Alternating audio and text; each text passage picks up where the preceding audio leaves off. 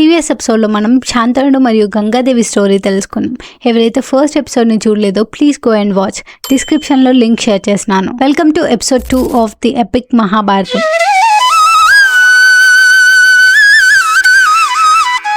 Last ఎపిసోడ్లో మనం అష్టవసువుల గురించి మాట్లాడుకున్నాం. ఇంతకీ ఆ అష్టవసువులు ఎవరు? అష్టవసువులు అనగా దేవలోకంలో ఇంద్రునికి మరియు విష్ణువుకి సహాయంగా ఉండే శక్తివంతమైన దేవతలు. వీరు ప్రకృతికి ప్రతీకలు. మరి ఇంతకీ ఈ వసువులు ఎందుకు శాపగ్రస్తులయ్యారో తెలుసుకుందాం. ఒకరోజు ఈ అష్టవసువులు తమ భార్యలతో కలిసి వశిష్ఠ మహర్షి ఆశ్రమం ఉన్న పర్వత ప్రాంతానికి విహారయాత్రకు వెళ్లారు. అప్పుడు అక్కడ వీరందరూ వశిష్ఠ మహర్షి ఆవు కామధేనువైన నందిని చూశారు. దాని దివ్యమైన అందమైన రూపం వీరిని ఆకర్షించింది. వారిలో ఒకరి భార్య ఈ మనోహరమైన ఆవు తనకు కావాలని తన భర్తని అడుగుతుంది. ఇప్పుడు ఆయన దేవతలమైన మనకు ఈ ఆవుతో ఏమిటి పని? ఈ ఆవు ఈ ప్రదేశం మొత్తానికి యజమాని అయిన వశిష్ఠ మహర్షికి చెందుతుంది.